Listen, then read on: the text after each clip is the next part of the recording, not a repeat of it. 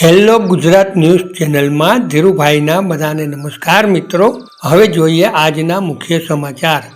જૂનાગઢ જિલ્લાની સર્વગ્રાહી શૈક્ષણિક સ્થિતિની સમીક્ષા કરતા રાજ્ય શિક્ષણ મંત્રી શ્રીમતી રીવાબા જાડેજા શિક્ષણની ભૌતિક સુવિધાઓના કામની ગુણવત્તા સાથે કોઈ પણ બાંધછોડ નહીં, રમતગમત ક્ષેત્રે વધુ વિદ્યાર્થીઓ આગળ આવે તે માટે શિક્ષકોની કાયમી ભરતી પણ કરવામાં આવશે। નવા અભ્યાસક્રમમાં ભારતીય સંસ્કૃતિ, કલા વારસો અને જ્ઞાન પરંપરાને તેમાં સવિશેષ સ્થાન આપવામાં આવશે।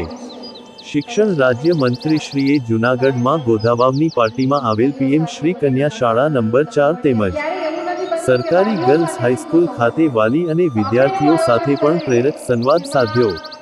આ પ્રસંગે તેમણે પરીક્ષાના સંદર્ભમાં પણ વિદ્યાર્થીઓને મૂંઝવતા પ્રશ્નોના વ્યવહારુ ઉકેલ સૂચવ્યા હતા અને પરીક્ષા તણાવ મુક્ત રીતે આપી શકાય તે માટે વિદ્યાર્થીઓનું માર્ગદર્શન કર્યું હતું। આ તકે ધારાસભ્ય સંજયભાઈ કોડિયાએ સંબોધન કરતા સમગ્ર કાર્યક્રમની પૂર્વભૂમિકા આપી હતી। રાજ્ય શિક્ષણ મંત્રીશ્રીએ તાજેતરમાં જ ટેનિસ રમતના ક્ષેત્રમાં સમગ્ર દેશનું નામ રોશન કરનાર જૂનાગઢની કુમારી જન્સી કાનાબારનું સ્મૃતિચિહ્ન અર્પણ કરી વિશેષ સન્માન કર્યું હતું અને અભિનંદન આપ્યા હતા। આ કાર્યક્રમ બાદ રાજ્ય શિક્ષણ મંત્રીશ્રીએ જિલ્લાના શિક્ષણ છે જોડાયેલા અધિકારીઓ સાથે સમીક્ષા બેઠક યોજી હતી। વિદ્યાર્થીઓનું પાયેથી જ શિક્ષણ મજબૂત બને તે માટે પણ જરૂરી માર્ગદર્શક સૂચનાઓ આપતા જણાવ્યું હતું કે સમાજમાં સૌથી વધુ ભરોસો શિક્ષકો ઉપર છે, તે શિક્ષકોએ સાર્થક પણ કર્યો છે। આ સાથે જ આ પવિત્ર વ્યવસાયના ગર્વ અને ગરિમાને ઠેસ ન પહોંચે તેની પણ કાળજી લેવી એટલી જ જરૂરી છે। રાજ્ય શિક્ષણ મંત્રીશ્રીએ ગ્રાઉન્ડ ઉપર કાર્યરત બીઆરસી અને સીઆરસી પાસેથી પણ તેમના પ્રતિભાવો મેળવ્યા હતા। જિલ્લા શિક્ષણ અધિકારી સુશ્રી લતાબેન ઉપાધ્યાયે પણ પ્રેઝન્ટેશનના માધ્યમથી જિલ્લાની શૈક્ષણિક સ્થિતિનો ચિતાર રજૂ કર્યો હતો। આ સમીક્ષા બેઠકમાં ધારાસભ્ય શ્રી સંજયભાઈ કોરડિયા, જિલ્લા શિક્ષણ કાર્ય સાથે જોડાયેલા બીઆરસી, સીઆરસી, ટીપીઓ સહિતના અધિકારીઓ કર્મચારીઓ ઉપસ્થિત રહ્યા હતા।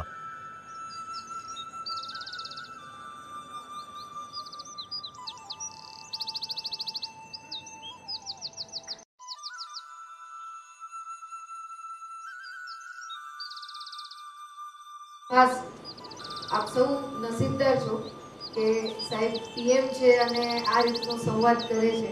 ખૂબ આત્મીયતા લાગે। આમાંથી ઘણા બધા સવાલો એવા હશે જે કોમન હશે, પણ અમે જ્યારે બોર્ડની એક્ઝામમાં હતા ત્યારે આવું માર્ગદર્શન નહોતું મળેલું।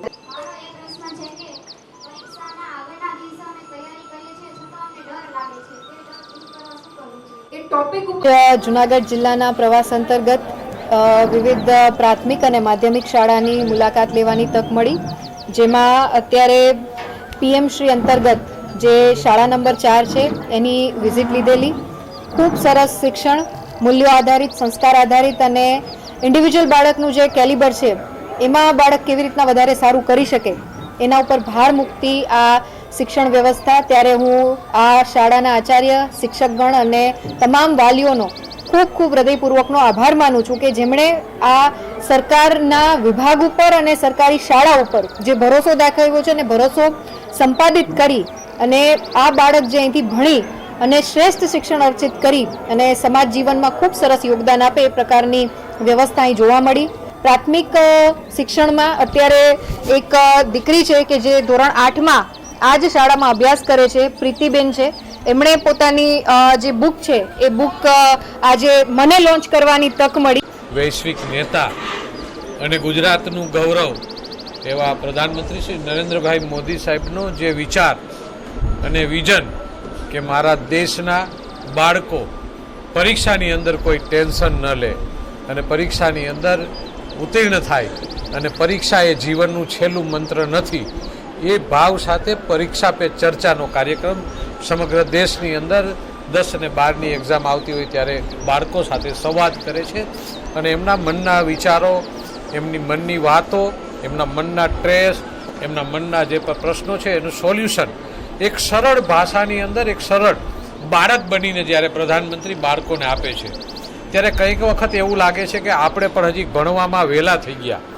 આપણે પણ આ સમયે ભણતા હોત, આપણે પણ પ્રધાનમંત્રી સાથે એ વાતની ચર્ચા કરત, એમની પાસેથી શીખ્યા હોત, કારણ કે આપણે અને આપણે બધા ભણતા ત્યારે આવી કોઈ વ્યવસ્થાઓ નથી. હેલો ગુજરાત ન્યૂઝ ચેનલમાં બધાને નમસ્તે મિત્રો. તમો અમારી ચેનલને લાઈક કરશો, સબસ્ક્રાઇબ કરશો, શેર પણ કરજો. અમો આપને કાયમ નવા સમાચાર આપવા પ્રયત્ન કરશો. ફરી મળીશું.